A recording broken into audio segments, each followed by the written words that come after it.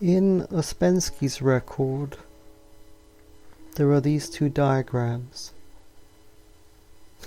This was a section that I always felt a certain pain looking at. But I've taken another look at it this week.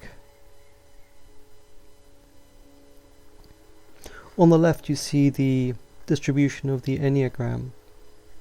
You see the two X's are symmetrical, and the entire diagram is symmetrical, meaning that presumably ascending and descending is possible according to the same formula. But of course, in terms of the octave, the second X is in the wrong place.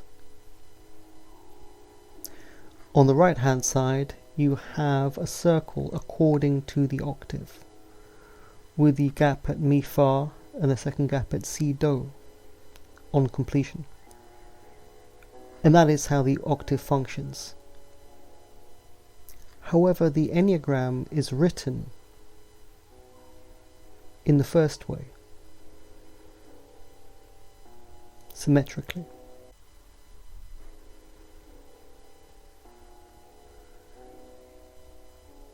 Gurdjieff says, "It would be entirely right to raise the question, why is one of the intervals which is designated by the number 3 between Mi and Fa found in its right place, and the other which is designated by the number 6 found between Sol and La, when its right place is between Si and Do?"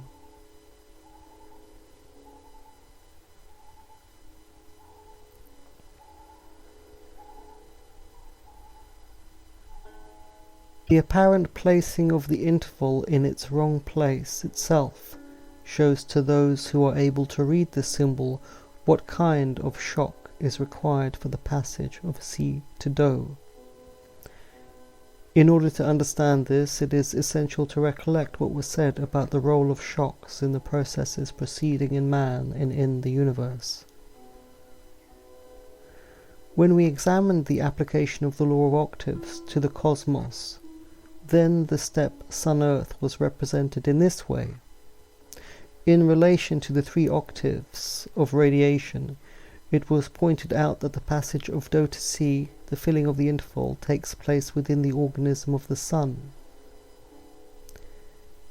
It was pointed out in the cosmic octave, in relation to the interval Do Si, that this passage is accomplished by the will of the Absolute.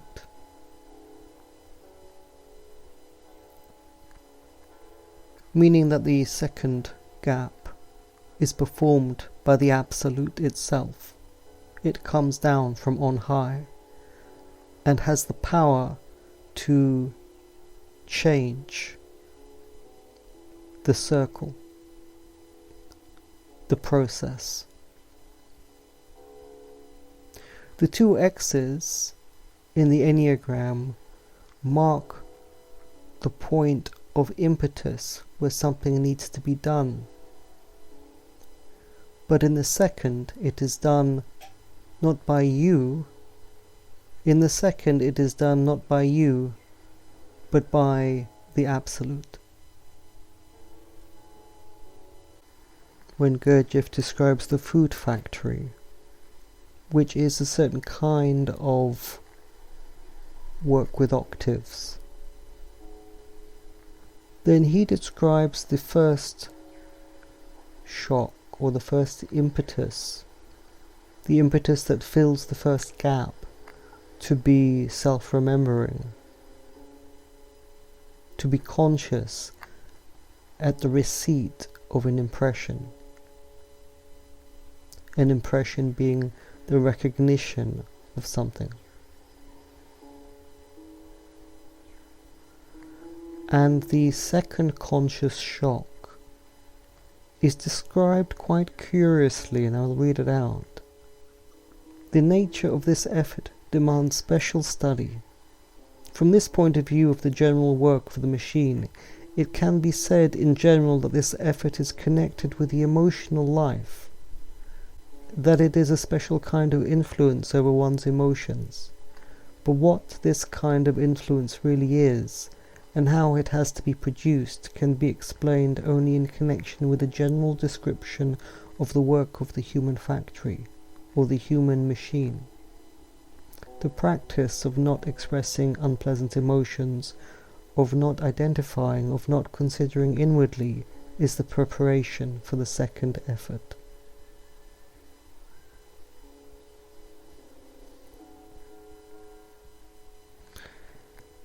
It's quite a mysterious explanation.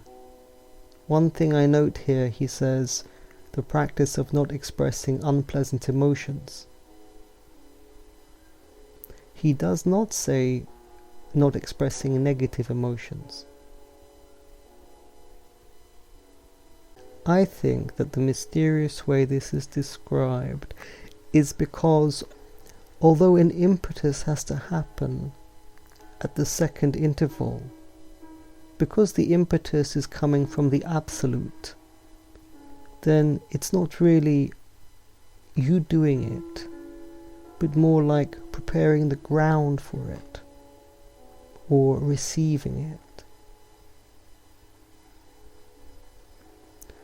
And that's why there is this slightly negated way of explaining the second conscious shock. Or I would call it the second conscious impetus. Shock's a bit of a too strong a word, I think.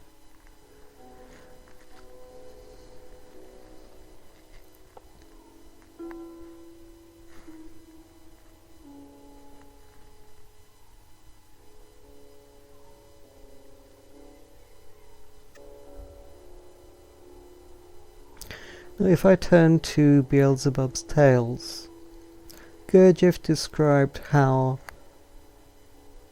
our endlessness was threatened by the hero pass, and he noticed that the Sun Absolute was decreasing.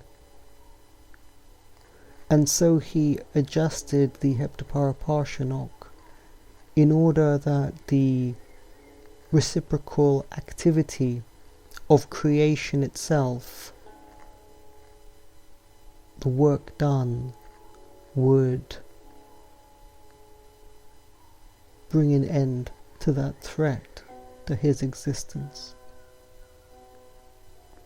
Gurdjieff says, our common father, uni-being endlessness, having decided to change the principle of the maintenance of existence, of that still unique cosmic concentration and sole place of his most glorious being, first altered the functioning itself of these two primordial sacred laws, and he made the greater change in the law of the sacred Heptaparaparshinok. This change in the functioning of the sacred Heptaparaparshinok consisted in the alteration of what is called the subjective action of three of its stop-hinders. In one he lengthened the law-conformable duration, in another he shortened it, and in a third disharmonized it. To provide the stop-hinder between the third and fourth points of deflection with the required property of absorbing for its function the automatic inflow of all surrounding forces, he prolonged its duration. And this is the stop-hinder of the sacred Heptaparaparshinok, which is still called the mechano-coinciding Midnellin. And the stop-hinder that he shortened is between the last point of deflection and the beginning of a new cycle of the completing process of this sacred law. By this shortening, in order to facilitate the beginning of a new cycle, he predetermined that the functioning of this stop-hinder would depend solely upon the influx through the stop-hinder of external forces resulting from the action of that cosmic concentration itself, in which the completing process of this primordial sacred law is flowing. And this stop-hinder of the sacred Heptaparaparshinok is the one that is still called the intentionally actualized Midnellin. As regards the third stop-hinder, which was changed in its subjective action and which is fifth in the series and called null out. Its disharmony came about by itself, simply as a result of the change of the other two stop-hinders. The disharmony of its subjective functioning resulting from its asymmetry in relation to the whole process of the sacred heptaparapārshanok consists in the following. If the completing process of this sacred law flows in conditions in which it is subject to many extraneously caused vibrations, its functioning produces only external results. But if this same process takes place in absolute quiet, in the absence of any extraneously caused vibrations whatever, all the results of the functioning of the stop-hinder remain within that concentration in which the process is completed, and these results only become perceptible to the outside on direct and immediate contact with it. But if during the functioning of this process neither of these two sharply opposite conditions predominates, the results of its action usually divide into the external and the internal.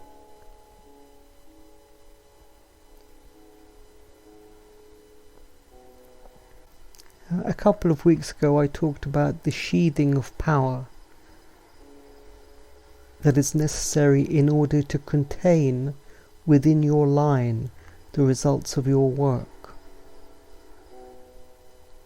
And we see that here. On the 5th, after the 5th day, after you have accrued a whole circle, because the 5th is the swastika, and it is its own circle, it has a center. It is the first time you have a center.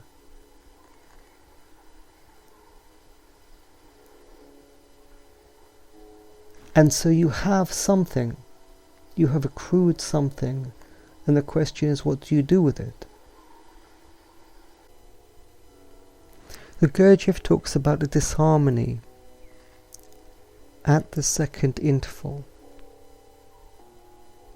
and that disharmony can result in your accrued energy remaining within you, sheathed. If this process takes place in absolute quiet, he says, in the absence of any extraneously caused vibration whatever, all the results of the functioning of this stop-hinder remain within that concentration in which the process is completed, and these results only become perceptible to the outside on direct and immediate contact with it. In other words, the flow of the octave remains within you, and you benefit from it.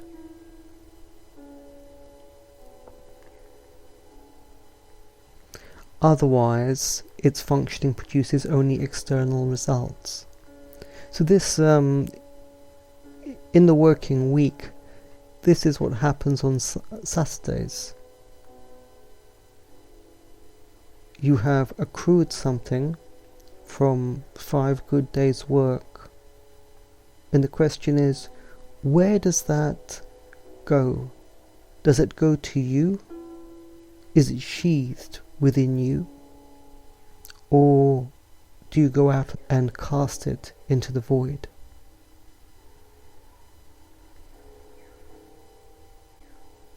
Because you are also like the Sun Absolute. You are losing against the hero pass.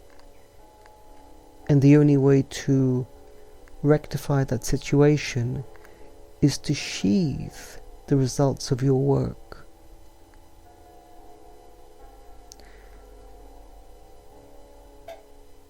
Now in the West, there used to